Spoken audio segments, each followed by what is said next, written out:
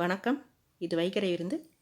நம்ம இன்றைக்கி இனிப்பு பிடி கொழுக்கட்டை எப்படி செய்கிறது அப்படிங்கிறத இந்த வீடியோவில் பார்க்கலாம். வாங்க வீடியோக்கு போகலாம். கொழுக்கட்டை செய்கிறதுக்கு தேவையான பொருள் என்னென்ன அப்படின்னு பார்க்கலாம் வாங்க.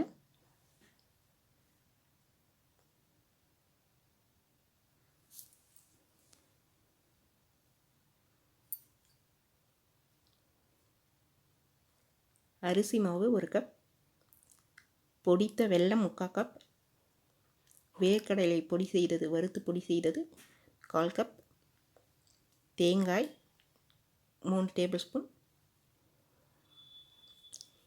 ஏலக்காய் தூள் சுக்கு தூள் 2 1/2 டீஸ்பூன்.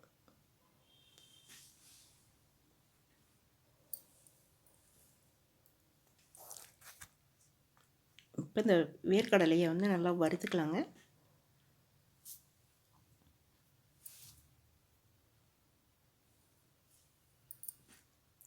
ஸ்லோவில் வச்சு வறுத்துக்கலாங்க, இல்லைன்னா தீஞ்சு போயிடும்.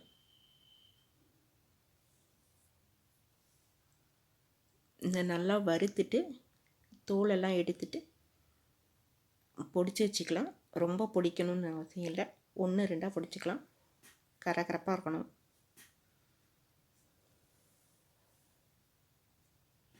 அதுக்கப்புறம் நம்ம சின்னதாக வெட்டி வச்சுருக்கிற தேங்காவை எடுத்து நெய் போட்டு அதையும் கொஞ்சம் நல்லா வறுத்துக்கலாங்க.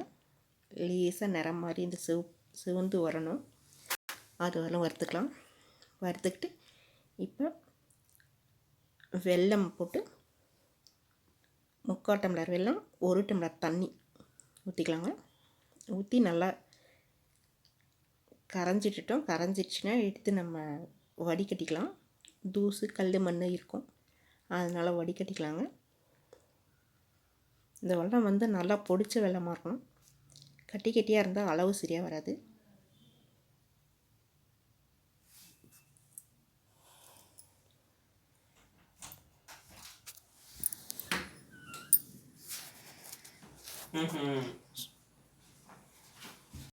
வெள்ளை கரைசலை இப்போ நம்ம நல்லா வடிகட்டி எடுத்துக்கிட்டு அதை திரும்ப ஊற்றி கொதிக்க விட்டுக்கலாங்க. இதுக்கு பதம்லாம் எதுவும் தேவையில்லை, நல்லா கொதிக்க விட்டால் சரி.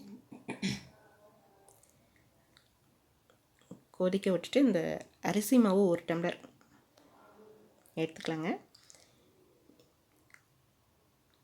1 டம்ளர் அரிசி மாவு, 1 டம்ளர் தண்ணி, 3/4 டம்ளர் வெல்லம். நான் இந்த டம்ளரில் எடுத்துக்கோங்க. நீங்கள் எந்த டம்ளரில் எடுக்கிறீங்களோ அதே டம்ளரில் அதே மாதிரி அளவுக்கு எடுத்துக்கோங்க. வறுத்து வச்ச தேங்காய், பொடிச்சு வச்சுருக்கிற வேர்க்கடலை பொடி, ஏலக்காய் தூள் சுக்கு தூள் எல்லாத்தையும் போட்டு நல்லா மிக்ஸ் பண்ணிக்கலாங்க. இந்த அரிசி மாவு எப்படி தயார் பண்ணுறது அப்படிங்கிறத நான் ஏற்கனவே ஒரு வீடியோ போட்டிருக்கேங்க. அதை பார்க்காதவங்களுக்கு கீழே டிஸ்கிரிப்ஷன் பாக்ஸில் லிங்க் கொடுக்குறேன், பார்த்துக்கோங்க. இதையெல்லாம் மிக்ஸ் பண்ணதுக்கப்புறம் வெள்ளை பாகை ஊற்றி கலந்துக்கலாம்.